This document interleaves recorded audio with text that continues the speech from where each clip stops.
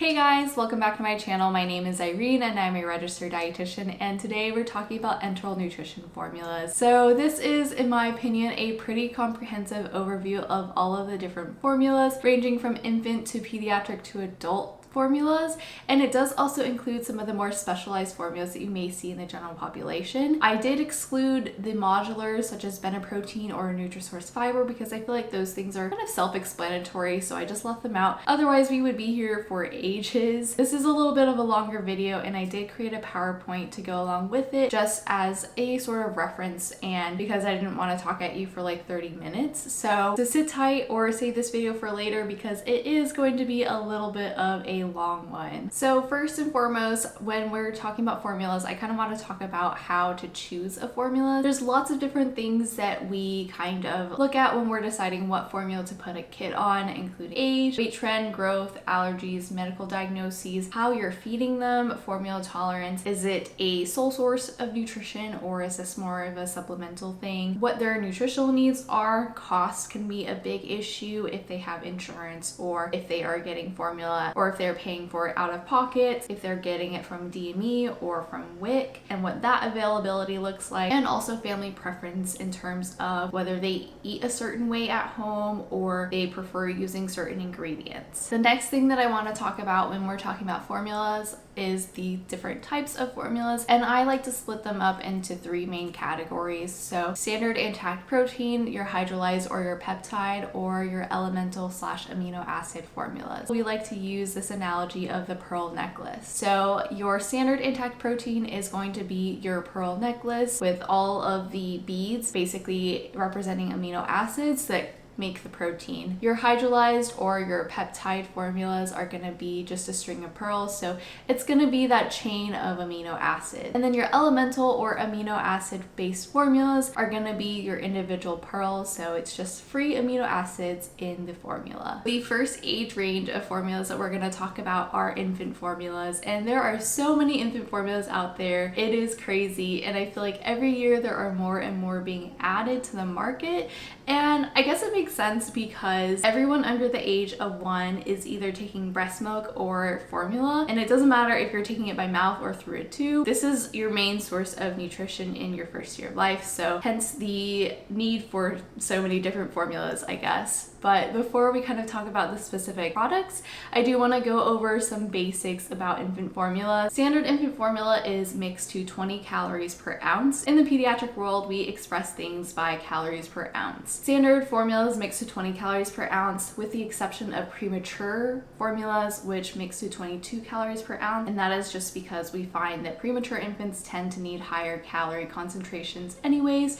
So we just made that standard be a little bit higher than the standard infant formula. There are a couple different forms of infant formulas. We have the ready to feed, which you can buy from the store and give it to your child without any sort of preparation, hence the name ready to feed. Then we have our liquid concentrates, which are ones that you need to dilute with water in a 1-to-1 ratio. And then we have our powdered formulas, which this one is probably the most common form of formula, and almost every infant formula comes in this form. Powdered formula is mixed 2 ounces of water to 1 scoop, and you want to make sure that you add the water first and then the scoop, because if you add the scoop first, you're not going to measure the water correctly. And that is because the scoop of formula has a little bit of displacement, so if you add it first and then you fill it up to the 2-ounce line, you're actually adding less water than you think you are. There are some exceptions though. European style formulas are usually mixed 1 ounce of water to 1 scoop. It's best to check the back of the can if you're ever unsure of how to mix a formula, because there are some certain formulas that are not necessarily European brands but do mix that 1-to-1 ratio. The liquid concentrate and powdered formulas can be concentrated up to 30 calories per ounce, and that's typically done in a stepwise manner, so from 20 to 22 or 24, and then that to like 27 before going up to 30. And that is because you never want to make huge increases whenever you are increasing concentration, because there could be concerns of not tolerating the formula with the increased osmotic osmolality, and also just because you don't want to make such a big increase in terms of calories. The rule of thumb that we go by is typically 10 to 15% increases in calories anyways. And I do want to highlight that there are recipes available online for concentrating formulas. However, a lot of them may be outdated, as a lot of formula companies, they update their information every year and they may change kind of some of the formulation or scoop sizes and things like that. So it's important to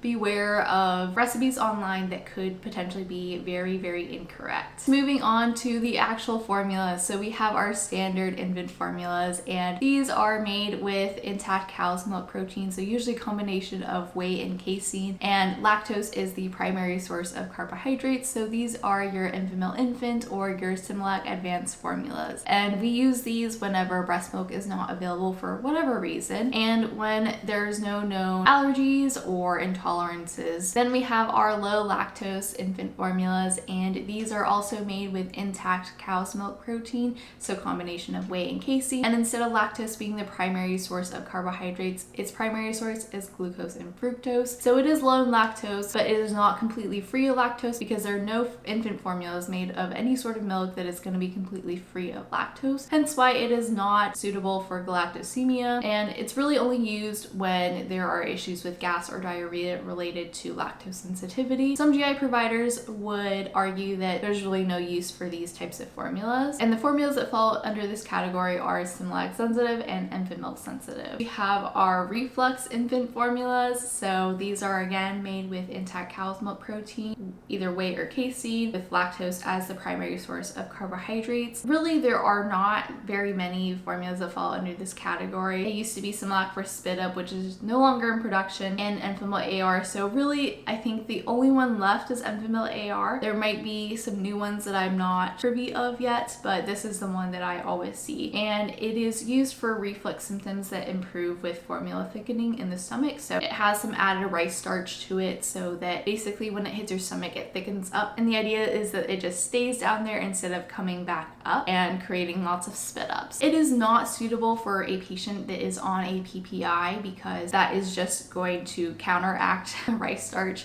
So rice starch requires an acid to thicken. So a PPI is going to inhibit acid production in the stomach. So it's not going to really work as intended. And if you're using this formula, you can only fortify it to 24 calories per ounce. That is because if you fortify any further, it could get too thick and potentially cause issues. It's really only useful for a handful of situations where the kid is growing well, but just having some issues with spitting up. Then we have our partially hydrolyzed formulas, and these are made with partially hydrolyzed cow's milk protein. Some of these formulas are 100% whey or a combination of whey and casein in terms of protein content, and glucose and fructose is the primary source of carbohydrates. They typically tend to be lower in lactose as well, not necessarily quite as low as the low lactose formulas, but they are a lot less than some of your standard formulas. These are going to be your Similac Total Comfort, Enfamil Gentle Ease, Enfamil Reguline, the Gerber Good Start, Gentle Pro formulas. Really, it's just used for mild spit ups, gassiness, fussiness. Some parents feel that their babies tolerate this a little bit better than the standard formulas. Some GIs would argue that there's really not an indication for these formulas, but I don't know. If a parent feels a certain way, I'm not opposed to using these formulas. Next, we have our extensively hydrolyzed formulas. These are fully hydrolyzed cow's milk protein. Usually the formulas are either 100% whey or a combination of whey and casein, and glucose and fructose again is the primary source of carbohydrates. What is special about these formulas is it is hypoallergenic. So if you had a cow's milk protein allergy, you could potentially use these formulas. You could also use these formulas for severe reflux or severe issues with tolerating other standard formulas. Some formulas in this category are your Similac Alimentum, Nutramigen, Nestle Extensive HA, and Pepticate. Then we have our elemental infant formulas. These are made with free amino acids. It is not amino acids derived from cow's milk protein or whatever. Glucose and fructose is the primary source of carbohydrates, and these are also hypoallergenic as well. So these are used in cases of milk protein allergy and malabsorption or certain conditions and diagnoses such as short bowel syndrome. Formulas that fall under this category are Alpha Amino Infant, Neocate Infant, Pure Amino Infant, and Elecare Infant. I think more and more nowadays, instead of kind of so-called climbing the ladder and switching from a standard to a extensively hydrolyzed, then to an elemental formula, a lot of people are just switching to the elemental formulas straight away if you suspect a cow's milk protein allergy. And I feel like a lot of families appreciate that because they don't have to keep switching formulas and trying different things. However, the con is that these formulas are expensive, so the more broken down you get, the more expensive the formulas are. If a family is on WIC, I don't have a reason to climb the ladder. I would just switch them to an elemental formula because WIC is going to pay for it either way. If a family is paying for the formula out of pocket,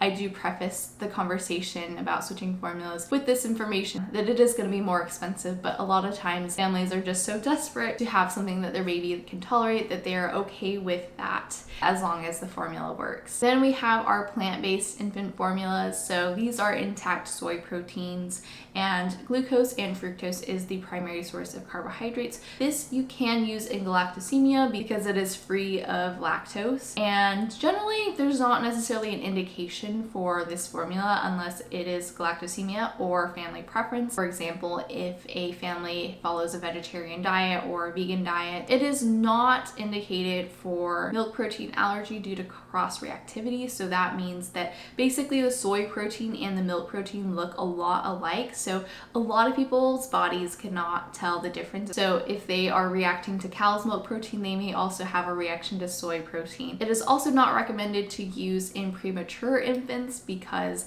it has phytic acid, which can bind to calcium and lead to osteopenia and poor growth.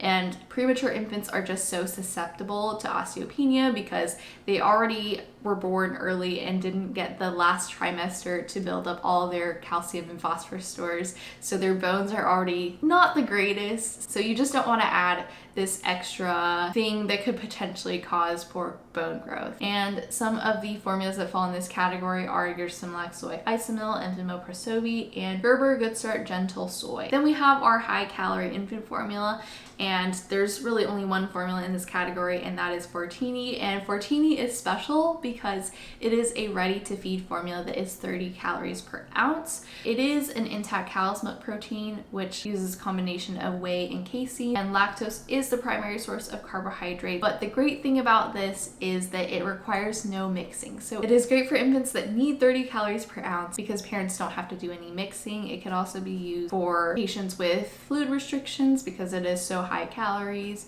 It's also relatively low in osmolality, so we find that patients generally tolerate this formula pretty well. You can dilute the formula, but I typically don't like to do that. Another way that I've used this formula sometimes is if a mom is breastfeeding and we are needing to do some booster feeds, so I like to alternate breastfeeding and booster feeds of Fortini every other feed so that we get kind of an average of 25 calories per ounce.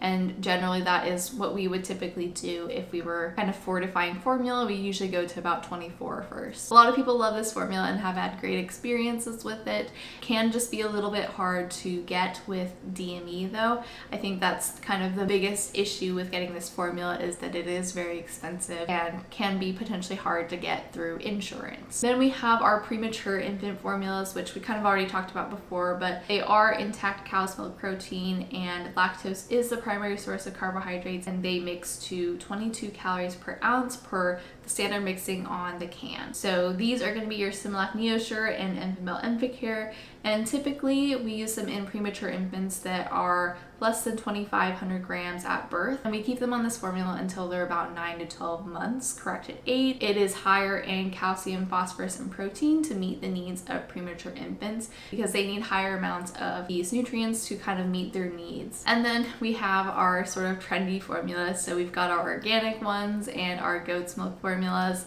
and I don't necessarily have anything against these formulas as long as they are FDA approved. It's just that there are no necessarily clear advantages to using these formulas when comparing them to just standard infant formulas. They are typically more expensive, and goat's milk is not any less allergenic than cow's milk because, again, basically the goat's milk protein and the cow's milk protein look very similar, so most people's bodies cannot really tell them apart. Plain goat's milk is deficient in a lot of different micronutrients, including vitamin A, C, D, E, folate, iron, zinc, manganese, selenium, iodine, niacin, and choline. these goat's milk formulas, they are fortified with all of these micronutrients. It's just a lot of things that they're having to kind of add to these formulas in order to make sure that we are meeting the needs of infants, whereas with cow's milk, we may not necessarily be adding all of these things because some of them may already be naturally occurring. So some of the safety concerns associated with formulas that are not FDA approved are that they may not meet our standards in terms of micronutrients. So I have noticed that some of the European style formulas, they're, for example, lowered iron and some other micronutrient, which may be fine for a regular term infant, but for a premature infant may not be the most ideal. They also do not have to disclose to us if there is a recall, for example. Like, they really don't have to say anything because they're technically not approved here. So you may not hear about a recall until several months later, which could potentially be very dangerous. And the other issue that comes with these non-FDA approved formulas is that dietitians probably don't have the information for these formulas, so we cannot really tell you how to fortify them if your baby's not growing on the standard mixing instructions. So those are just some of the issues with using these formulas, specifically if they're not FDA approved. I don't really care if a parent wants to use them, as long as, you know, you can find it on the shelves at Target. If that makes them feel better to use organic ingredients or formulas that are goat's milk based, I really don't care, as long as the child is growing and doesn't have any really other nutrition concerns. And then sort of in this category slash transition to pediatric formulas, we have our toddler formulas here. So they are typically cow's milk protein, whey, and casein, and they mix to about 17 to 24 calories per ounce. There is not a standard toddler formula concentration at all, so a lot of them may be very different. And they are also not nutritionally complete. So that means that you cannot use this as sole source nutrition. They may not meet all of their needs if they are only getting this formula. And typically toddler formulas are really not needed. There's no recommendation around using toddler formulas. I feel like it's just a big marketing scam, to be honest. If your child is over the age of 1, a pediatric formula is perfectly fine to use, whether it's supplemental or not, and actually would probably meet their needs a little bit better. But some of the examples of these formulas include Similac Go and Grow, Enfamil Toddler, and Nido. So we have finally arrived at the pediatric formulas, and these are suitable for children ages 1 to 13, and they come in ready to feed or powdered formats. So the ready to feed typically come in 30 kcal per ounce, 36 kcal per ounce, and 45 kcal per ounce. Powder formulas also mix to 30 calories per ounce based on can instructions. There's not necessarily standard mixing for these pediatric formulas like there is for infant formulas. So mixing instructions may vary a lot based on the formula, but you can concentrate all of them up to 45 calories per ounce. So for standard pediatric formulas, these are going to be made with intact proteins, usually either whey, casein, or pea protein, and most of them are lactose and gluten-free, and a lot of them also come with or without fiber, so you can choose which formulation you want. So the formulas that fall in this category are your Pediasure, your Boost Kid Essential, Complete Pediatric Original, Nutrin Junior, and Kate Farms Pediatric Standard. So these formulas can be used as sole source nutrition or supplemental for kids that drink by mouth or are fed through a tube. So if a kiddo is transitioning off of Similac Advanced, I would probably put them on one of these formulas. Next, we have our reduced calorie pediatric formulas.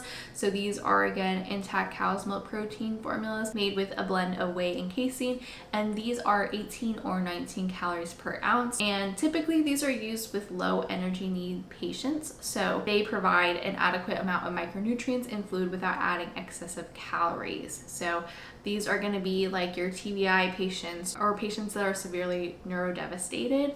And two formulas that I know that fall in this category are your Pediasure Reduced Calorie and your Complete Pediatric Reduced Calorie. Then we have our peptide pediatric formulas. So these are going to be your hydrolyzed protein, so whey, casein, or pea protein. Unlike the infant formulas that kind of are sort of in this category, like peptide slash hydrolyzed, these are not hypoallergenic. So if a kid truly has a milk protein allergy that they have not grown out of by the time that they turn 1, milk-based formulas would not be appropriate. The Kate Farms is plant-based, so if they had milk protein, that would be the option kind of in this peptide category. We would typically use these formulas in cases where there is sensitivity to intact proteins or severe GI symptoms like lots of distension, diarrhea, constipation on a regular formula. The formulas that fall in this category are your Pediasure Peptide, Peptamen Junior, Complete Pediatric Peptide, peptide, and Kate Farms Pediatric peptide. I know, it's a mouthful. And then we have our elemental pediatric formulas. So these are made with free amino acids, again, like our infant formulas are, and they are hypoallergenic. And you will notice that the names are very similar to the infant counterparts,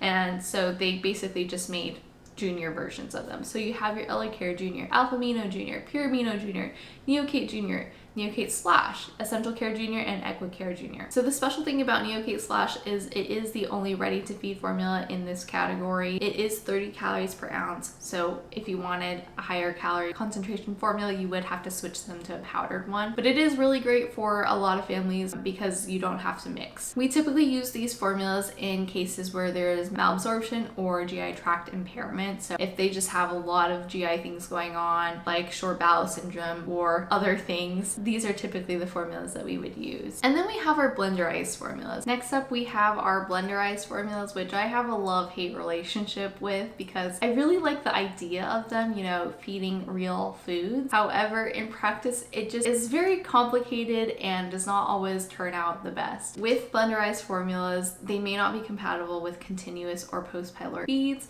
because the formula is so thick, and if you're using a pump to run the formula, it may not run smoothly. You may get lots of errors on the pump, or it just may not deliver the correct dose. Sometimes you'll see, like in clinic, that a kid comes back after they started a blenderized tube feeding and they've lost weight, and you figure out that, oh, it's because the pump isn't running the appropriate amount. I do also wonder about the thermic effect of food with these blenderized formulas, if patients just typically need a little bit more calories on these formulas because they do have to break it down a little bit more compared to some of our more standard formulas. But within blenderized formulas, we kind of have two different camps here. So we have our homemade blends, and then we have our commercially prepared. So with the homemade ones, that is basically families in their kitchen blending up different foods and then putting it through the tube. And with that, we have lots of different concerns about like food safety, also tube clogging. You have to really have a very powerful blender to make sure that it is blended very well. And then it also requires a lot of careful planning. So you really have to be blending this up like almost every day, working with an RD to come up with a recipe that is meeting all of their needs. There are like recipes online, and I would urge families to not use them because some of those recipes are just a little wacky, and if you have a medically complex child, it may not be very suitable for them and their needs. With the commercially prepared formulas, I like them a lot because it is pasteurized, so there's not that food safety concern, especially for our immunocompromised patients, and there is less tube clogging. So a lot of them, specifically the Kate Farms blended meals, are thinner than what you could make at home. So that is the good part about that, and also just like the fact that you don't have to prepare this every single day. I feel like that itself is a plus. In terms of concentrations of these formulas, that really varies depending on the product and your recipe. So even within, like for example, the real food blends, the different flavors, if that's what you call them, are different calorie concentrations. The formulas that fall in this category are the complete pediatric organic blends, Kate Farms pediatric blended meals, real food blends, Nourish, and Liquid Hope. I do want to point out that the real food blends is not nutritionally complete, so you do have to add things to it to meet 100% of your patient's needs. All right, we finally made it to the adult formulas. So I know they're adult formulas, but really we can use them for any patient that is 13 years or older. They're mostly available in the ready-to-feed format, so they come in a variety of different calorie concentrations. Your 1.0, 1.2, 1.4, 1.5, and 2 kcals per milliliter. And in adults, if I remember correctly, that is how we express things in kcals per milliliter.